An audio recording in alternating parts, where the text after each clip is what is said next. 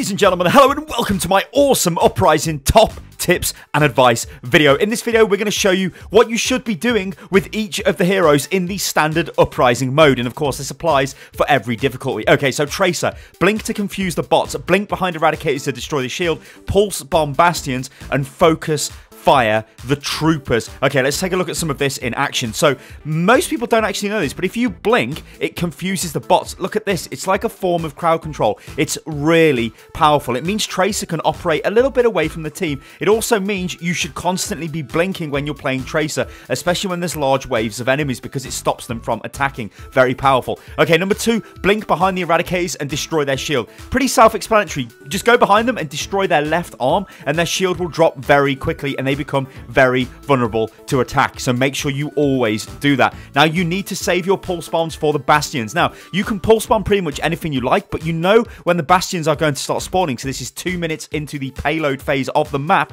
You need to have your pulse bombs saved for these bastion units. Reinhardt should charge them, and you should follow up with a pulse bomb. All right, and remember what I said as well. Focus the troopers. If a lot of fight is breaking out, there's a load of mobs on the screen, try and focus killing the troopers. That's what Tracer is primarily there for. You will kill them really quick. All right, let's take a look at Reinhardt. So shield the team in the payload. Okay, that's easy enough. Charge detonators away, charge sentry and tank bastions, earth shatter the bastions, and charge eradicators to remove the shield. Okay, so let's take a look at some of these. We won't take a look at number 1 because, well, that's self-explanatory. So number 2, charge the detonators away. This is a beautiful charge by the Reinhardt. Charges that detonator an absolute mile away. So the detonators don't attack, but by charging them away, it gives us a chance to kill them. And of course, once their armor plates fall off, you want to attack the orange inner core for critical damage. Charging tank mode bastions is absolutely crucial, especially on harder difficulties. If you don't do that, they will one-shot Tracer, they will one-shot Mercy. It is ridiculous. Our Reinhardt, as you just watched him there, awesome charge, completely crowd control. And Earth Shatter is again a very powerful ability for shutting down these bastion units. Look at that, Earth Shattered him, took him out of the game, everybody focus fired it, and it was dead easy.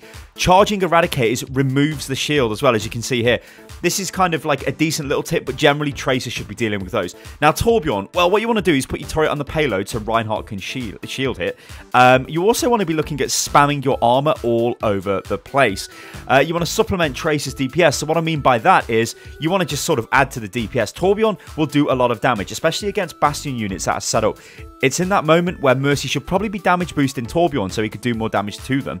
Molten Core large waves, and also Molten Core if you need to get in that emergency res. If your Tracer player is down and you've got Molten Core, don't worry about using Molten Core, running out there and rezzing that target. Molten Core makes you pretty much invincible against the bots, so you should be able to do that. Mercy, damage boost Tracer, damage boost Molten Core Torb, res Tracer, solo res. Don't be afraid of doing that, and that applies to the res Tracer tip as well. If Tracer is dead away from the team, then use your ultimate to res her. You need Tracer. She is the primary DPS in the team. Solo resin as well. You want your whole team up and heal the team. I know it sounds stupid, but there's been quite a few Mercies I've played with that don't really heal the team. You've got it's a pretty hard role, the Mercy one is, because you have to damage boost and you have to heal. Okay, let's look at some general tips. Now, the payload will activate even if one member is alive and the bots are attacking it. Now, we're going to take a look at this in a second. Also, only the slicers damage the payload. The other bots will target your teammates, not the payload. Ryan can shield the laser damage from the slicers. Ryan can shield the detonator damage. Headshots stagger the bots. Detonators lose armor plates, so then you should shoot the orange inner core for extra damage. And you can kill the drop pods as they're falling out of the sky and as they land and the bots are sort of unpacking from the pod. You can kill them before they even do damage. Alright, so this is going to show you a very desperate situation. Everybody is dead apart from me, but there is only a few seconds left on defend the payload. The payload is taking a lot of damage, but you'll notice in a second, as soon as the payload activates, all of these bots die.